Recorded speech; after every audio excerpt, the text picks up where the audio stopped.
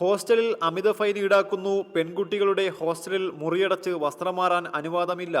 സുരക്ഷിതത്വക്കുറവ്, അനാവശ്യ നിയന്ത്രണങ്ങൾ ഏർപ്പെടുത്തുന്നു. ഇങ്ങനെ നീളുന്നു വിദ്യാർത്ഥികളുടെ പരാതികൾ. വീട്ടിൽ പോയി വരുന്ന വിദ്യാർത്ഥികൾക്ക് വാഹനത്തിന് അമിത വാടക വാങ്ങുന്നു. അധ്യാപകർ മോശമായി പെരുമാറുന്നു. ഇത്തരത്തിൽ 20ഓളം പരാതികൾ പരിഹരിക്കണമെന്നാവശ്യപ്പെട്ടായിരുന്നു കഴിഞ്ഞ ആഴ്ച സമരം നടത്തിയത്. മാനേജ്മെന്റ് ചർച്ച നടത്തി വിദ്യാർത്ഥികളുടെ ആവശ്യം അംഗീകരിച്ചു. വീണ്ടും ക്ലാസ് തുടങ്ങിയതോടെ അധ്യാപകർ പ്രതികാര നടപടികൾ ആരംഭിച്ചെന്ന് പറഞ്ഞാണ് വീണ്ടും സമരം നടത്തിയത്. മാനസിക രോഗി എന്നൊക്കെ ഇതിന് പരാതി കൊടുത്ത കുട്ടികളെ മാനസിക രോഗി എന്ന് പ്രിൻസിപ്പൽ പരസ്യമായിട്ട് അധിക്ഷേപിച്ചു. ഞങ്ങളുടെ ഡയറി എടുത്തുകൊണ്ട് വന്ന് മാനേജ്മെന്റിന്റെയും പാരന്റ്സിന്റെ സ്റ്റുഡൻസിന്റെ മുന്നിൽ വെച്ച് വായിക്കുകയും അങ്ങനെ മാനസികമായി ഹരാസ് ചെയ്യുകയും ചെയ്തിട്ടുണ്ടായിരുന്നു.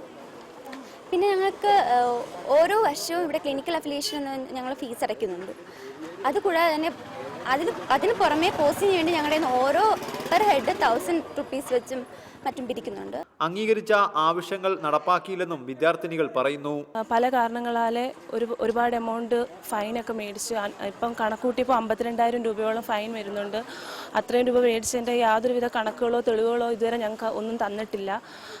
അത്രയും രൂപ എവിടെയെന്നും ഞങ്ങൾക്ക് അറിയില്ല. പിന്നെ SNAയുടെ ഒരു ഫിക്സഡ് ഡിപ്പോസിറ്റിൽ 33,000 രൂപ പ്രിൻസിപ്പൽ കൈവശം വെച്ചിട്ടുണ്ട്. അതിൻ്റെ യാതൊരു തെളിവുകളുമില്ല. ഒരു വിദ്യാർത്ഥിയെ ജാതി പേര് വിളിച്ച് അധ്യാപിക അധിക്ഷേപിച്ചെന്നും പരാതിയുണ്ട്. റിപ്പോർട്ടർ, കൊല്ലം.